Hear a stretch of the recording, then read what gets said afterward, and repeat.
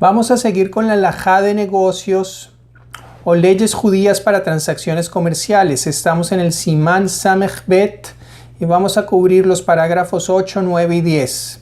El parágrafo 8 comienza con una cita de la escritura en Devarim Kaf Hei, que es Deuteronomio 25, en los versículos 13 al 15. Dice: Lo ihieleja bejiseja even vaven gedola beketana lo ihieleja bebeseja efa veefa gedola beketana even shelema vatzedek ihielach efa shelema vatzedek ihielach vegomer.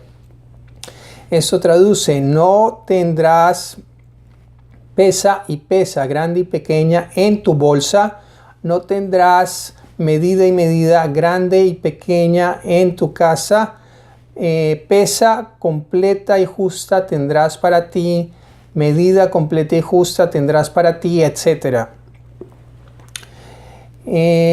Rashi en el versículo 13 se da cuenta de que la expresión pesa y pesa grande y pequeña, medida y medida grande y pequeña es extraña. Él la explica de la siguiente manera: era costumbre de los comerciantes, de algunos comerciantes, tener dos medidas: una medida pequeña para vender, una medida grande para comprar. Lo mismo con las pesas: una pesa pequeña para vender, una pesa más grande para comprar. De esa manera se sacaba ventaja en la transacción. Al vender con la pesa pequeña se vendía menos por el precio, al comprar con la pesa grande se obtenía más por el precio. Lo mismo con la medida. Eso es lo que prohíbe insistentemente la Torá. Ahora bien, los rabinos de bendita memoria en el tratado de Baba Basra en Peitet interpretan esta expresión de otra manera. Dicen que es redundante. Es decir, que habría sido posible expresar la misma prohibición con menos palabras.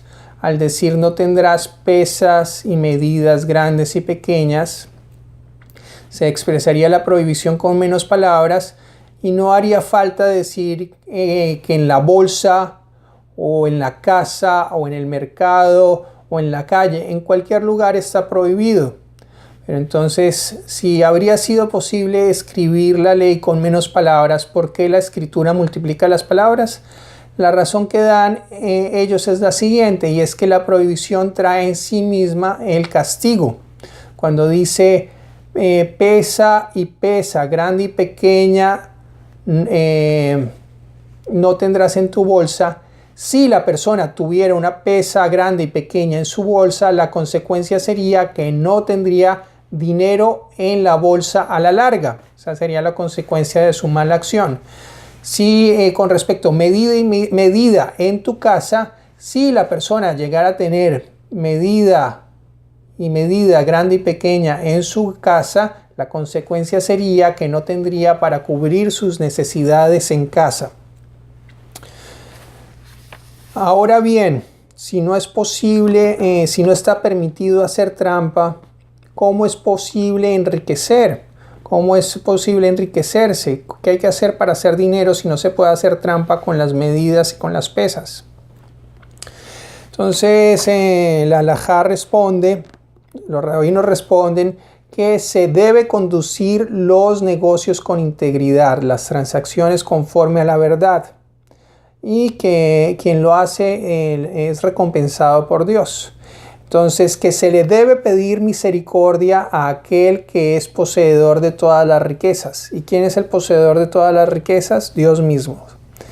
Porque está escrito en el profeta Ageo, en el capítulo 2, versículo 8, Li ha-kesef veli ha-zahav, mía es la plata y mío es el oro.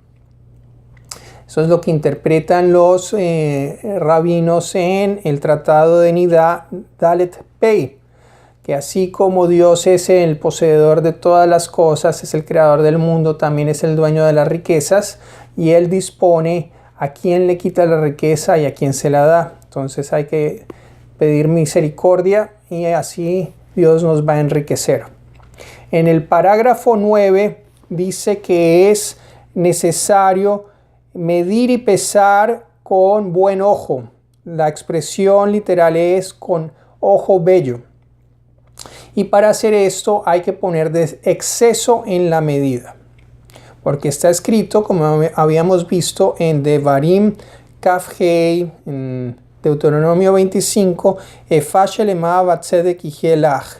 medida completa y justa tendrás para ti. ¿Y qué se aprende de esta palabra, de justa? Justa quiere decir que no puede faltar en la medida. Entonces, como no puede faltar y justo, exactamente justo, muchas veces es difícil, es mejor que sobre a que falte para no incumplir la norma. Entonces, no hay que poner de más mucho porque uno se empobrece, pero no puede faltar. Entonces es mejor que sobre un poquito y darle lo que corresponde a la persona, incluso un poquito más, sin empobrecer uno. ¿Y qué quiere decir la expresión con buen ojo? Medir con buen ojo. Eso, o con ojo bello.